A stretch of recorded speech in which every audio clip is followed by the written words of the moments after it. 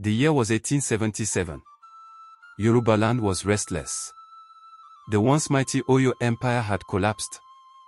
The Alefin who once commanded nations was now just a shadow of power. The empire that had ruled with cavalry and iron was gone, and in its place rose a new kind of city, Ibadan, the city of warriors. Ibadan was not like other kingdoms. It had no king, no crowned Oba. Instead, it was ruled by warlords, men hardened by blood, battles, and conquest. From their hilltop city, they spread their power across Yorubaland, taxing trade, conquering towns, and striking fear into all who opposed them. But not everyone bowed. In Ekiti, in Ijesha, in Egba, in Ijibu, whispers grew louder, Ibadan is not our king. Ibadan is our oppressor. Yoruba elders would say, by Anabieku, also lo MPA, when the fire dies, the cloth suffers. Oyo's fire had died. And now the cloth of Yorubaland was burning. It all began in Okimisi, a small town in Ekiti. There, a fiery warrior named Fabomi rose. He was bold, he was fearless, and he was angry. One day, when an Ibadan official insulted the women of his town, Fabomi struck. He killed the tax collectors and declared, "No more shall Ibadan rule us." His cry spread like wildfire. Ekiti towns rallied. The Ijesha, led by the legendary Ogdembe Agbagomboro, joined him. Soon, a great alliance was born, the Ekiti Parapo. Ekiti Parapo means the Ekiti Confederacy, but it was more than that. It was a brotherhood sworn in blood, united by the dream of freedom. Their chiefs swore oaths before gods and ancestors, "We shall fight Ibadan until victory or death." Meanwhile, in Ibadan, the generals laughed. They had crushed rebellions before. Their leader, Ara Ona Kokonfo Letusa, was feared across Yorubaland. He commanded thousands of hardened soldiers, men who had known nothing but war since birth. He said coldly, "If the Ekiti want war, then war they shall have." And so, the drums of war began to beat. The year turned hot.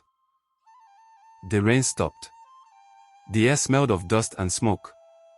In 1877, the first clash came. Ekiti warriors ambushed an Ibadan column. Swords clashed, arrows rained, and the ground shook. For the first time in years, Ibadan's generals felt fear. The Ekiti were no longer fighting alone. The Ijesha, fierce mountain warriors, joined in. Soon, the Egba and Ijibu, tired of Ibadan's taxes, gave secret support. Everywhere Ibadan turned, new enemies rose. The battles grew bloodier. Villages burned. Crops were destroyed. Families fled. Yorubaland became a land of ashes. The war might have been like any other, but then came the weapon that gave it its name. The Ekiti Parapo obtained a fearsome cannon from their allies. When it fired, it split the sky with thunder. Kiiji, the cannon roared. The sound echoed through the hills, terrifying Ibadan warriors. That sound gave the war its name, the Kiriji War. The cannon changed everything. It was no longer sword against sword. It was thunder against flesh. Mothers covered their children's ears. Warriors prayed before marching to battle. Even Ibadan, proud Ibadan, began to tremble. This was no ordinary war. It was a war of heroes. There was Ogdembe of Ijesha, so fearless they called him Agbagomboro, the warrior who shakes the forest. His men followed him with devotion, swearing to die before letting him fall. There was Fabomi of Okimisi, the spark who had lit the fire, now a lion in battle. And there was Ora Letusa of Ibadan, ruthless, merciless, determined to keep Ibadan's supremacy. He sent wave after wave of soldiers into battle, saying, "Ibadan must not bow." But war does not only create heroes. It also creates monsters. Villages were wiped out.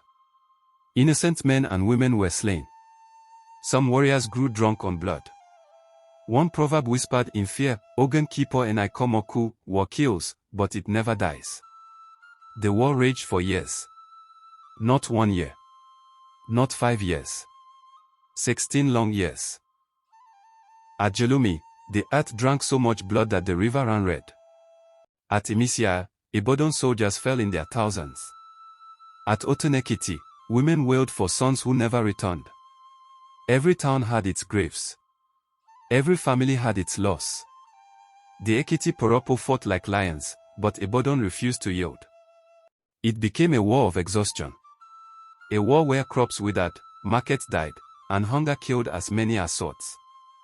Far away, the British watched. They were building their colony in Lagos. They wanted peace, but not because they cared for Yoruba lives, but because war disturbed trade. The British whispered to both sides, "End this war, or we will end it for you." But the Yoruba fought on. For them, this was not just politics. This was honor. This was survival. Finally, in 1893, after 16 years, both sides were exhausted. Too much blood had been spilled. Too many graves filled. Peace was signed in Ekiti. The Kiriji War was over. Ibadan had not won. Ekiti Parapo had not won. The only victor was death. But the war left a scar so deep that even today, Yoruba people remember it. The Kiriji War showed the strength and weakness of Yoruba unity. It showed that when Yoruba fight themselves, the land bleeds. It also showed the courage of men and women who refused to be slaves. Till today, the hills of Ijesha and Ekiti still echo with the memory of cannon fire. Till today, the name Kiriji reminds us of the price of pride and betrayal. As the elders say, Ti ogun bie tan, emoko oku, when war ends, we count the dead. And in the Kiriji War, the dead were too many to count. To be continued. @oliewanufimiabidemi057@gmail.com